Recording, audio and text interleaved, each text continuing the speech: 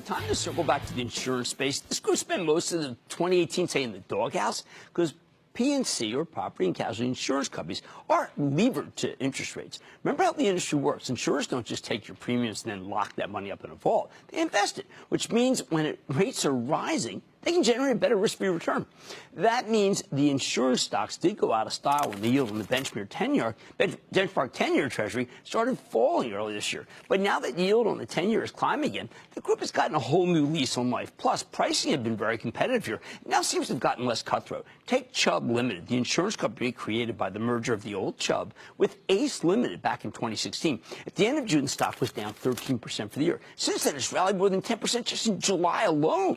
Oh, and last week, Chubb reported a darn good quarter, a nice earnings beat driven by, and I quote, excellent underwriting and investment results. So can Chubb keep climbing here? Even if its latest move, the stock remains down roughly 4% for the year, which means it's got some catching up to do. Let's check in with Evan Greenberg, the chairman and CEO of Chubb Limited, hear more about the quarter and where the company is headed. Mr. Greenberg, welcome back to Mad Money. Good to see you, sir.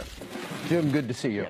Now, I have to tell you, I know that rates are important, but for your company, but I see every single line, with the exception of just small niggling things, you got price. Every single line. This got to just fall right to the bottom line. Well, you know, some of it falls to the bottom line, but remember, loss costs rise every year. You have a certain amount of inflation, whether it's on property related or it's casualty related. So just to stand in place, you have to get rate. But you are generating a lot of cash, and I know these analysts are all trying to figure out whether you're going to do another big deal. It sounds like you want to use the cash to be able to expand around the world, and that's a pretty good business. We have operations in 54 countries around the world, and if you look at this quarter, which I think is evidence of our future, we're firing on all cylinders. Asia, Latin America, the U.S., we've had growth in our commercial business, in our consumer-oriented businesses, and I just see that momentum building in the company. Okay, so for the non-cognizant, for our audience, you say in North America, for example, rates overall were up 3% versus 1.9% last quarter. That's actually a monumental amount of money for you, isn't it? Well, I don't think it's monumental. When you imagine that loss costs are rising anywhere between 4% and 6%. So, you know, that's you're still not keeping pace with loss costs, but it's better than it has been. Okay. And by the way, for the last number of years, rates had been going down. Right, that's what I'm looking at an inflection point. Well, that's the point. And so rates have been going down on one hand, and on the other hand, you have inflation. So, you know, you do need price increase to maintain a healthy, risk-adjusted return. I think a lot of our viewers think, look, I haven't had anything go up in value. Where is the inflation in the system that you see? Well, it's on the liability side. Imagine mergers and acquisitions, liability, directors and officers liability. Almost every single merger or acquisition has a shareholder suit. And by the way, most of them, around 80% of them, no money goes to the shareholders. It goes to the trial bar. Now you have inflation there.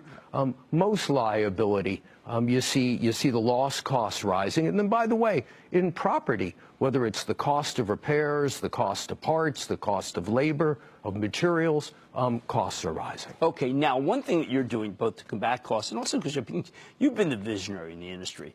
You're finally getting digitized. It seemed like the industry itself was just ledgers. What does it mean? Because you emphasize what it means to spend that money on digital. You know, we spend over $1 billion a year on technology. And let's imagine this. I see it differently. We're in a world that's going from analog to digital. Everything is. If you remain analog, you're history. So, of course, you're going to digitize. People want anytime, anywhere service. The notion of the product we provide, which is about repairing it or replacing it, it's going to move towards predict and prevent, which is about using data and using Internet of Things, IoT. And then imagine our ability to service you in claims and in underwriting. Right now, if you're a small business, to underwrite you, we ask you about 30 questions. For Chubb, Over the next 18 months, that'll come down to about 7 questions, because we can just scrape the answers from data that is publicly available. Don't need to bother you with that.